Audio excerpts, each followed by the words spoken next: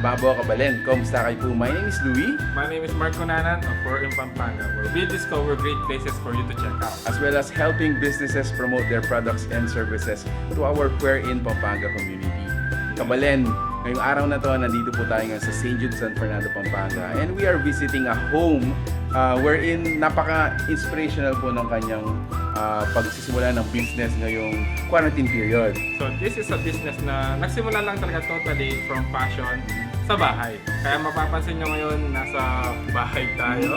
And let's see anong makikita natin na product nila. So tara, let's go!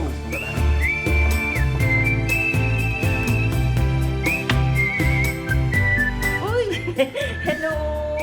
Welcome! Kaya malaos kayo po. My name is Odette Pangan.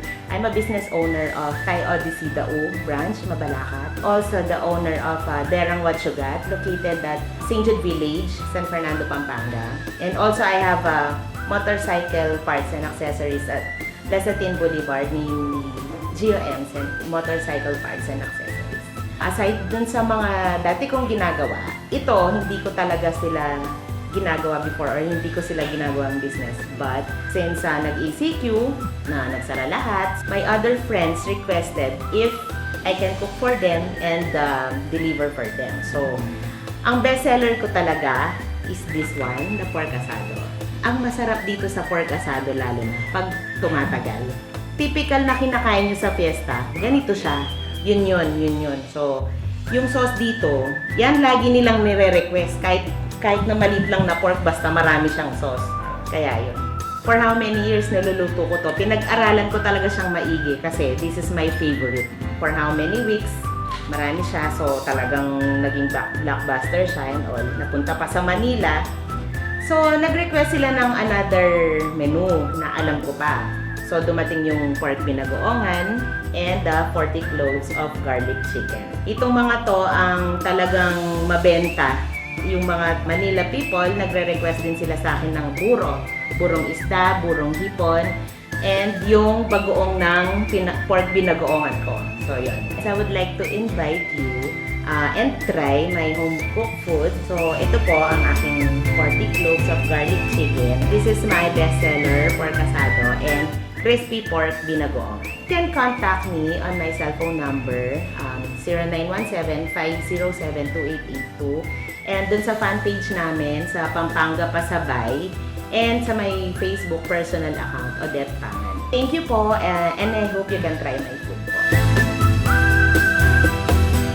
Alright, so guys, what a way to conclude our vlog. We would like to thank again Ma'am Odette Pangan for inviting us sa kanilang bahay, and at the same time, patitikim nila sa atin ano yung mga sinaserve nila mga products. Tell us more about yung mga prices natin. So sa mga prices nila, so meron tayong bigger trays dito, which is 1,500 pesos. Good for 18 to 20 packs. Actually, yes. And then, for our tubs naman, it's actually 200 pesos per tub. So, actually, makakamura tayo kapag malaki yung Mas bibili marami. natin. For 100 pesos. Yeah. Kasing sikat to sa Manila. Yes. No? Kasi alam naman natin, guys, kapag lutong Kapampangan, Paniguradong masarap. so, una kong titikman, guys, is yung kanilang pork binagoongan. And then, si Jan naman is yung kanilang Asado. asado. Later on, sabay-sabay namin titikman yung kanilang 40 cloves of, garlic chicken. Grabe. Ang lalaki ng mga cuts actually. No? So, Next to do, taste test na. taste natin.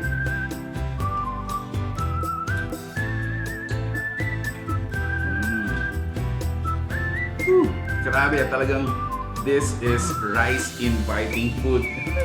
Yung asado nila, it feels na parang nasa fiesta ka talaga. Alam niyo yung mga pagkain sa fiesta, lalo na sa mga baryo, ganun sila kasarap. Actually sa mga Kapampangan, tradisyon yung pagluluto ng asado sa mga fiesta. Ito talaga yung hinahanap nila. Meron tradition dito guys. If you cook asado like today, mas masarap siyang kainin kinabukasan. Pag pinainit na Pag ulit, pinainit na ulit, lumalabas na yung sariling niya. mantika and Juice, lata. yung oil. Grabe. Okay, anyway John, so let's taste yung kanilang 40 cloves of chicken. Garlic chicken. Unahan na kita.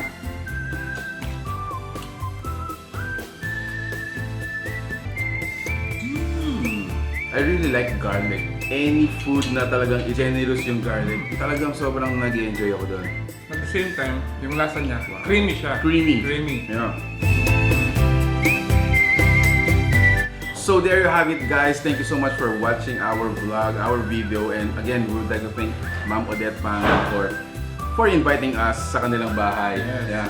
So if you like the food you saw in this video or you got interested, to taste it, make sure to check out po yung fan page or yung Personal page ni Ma'am Odette. Just visit Odette Pangan. which is we're gonna be flashing on your screens right now. Guys, at the comfort of your home, let's enjoy these amazing dishes from Miss Odette Pangan. And napaka-inspiring po ng kanilang story. Aside from, very busy person sa pagmamanage ng kanilang business, nagkaroon pa siya ng outlet ng kanyang passion dito.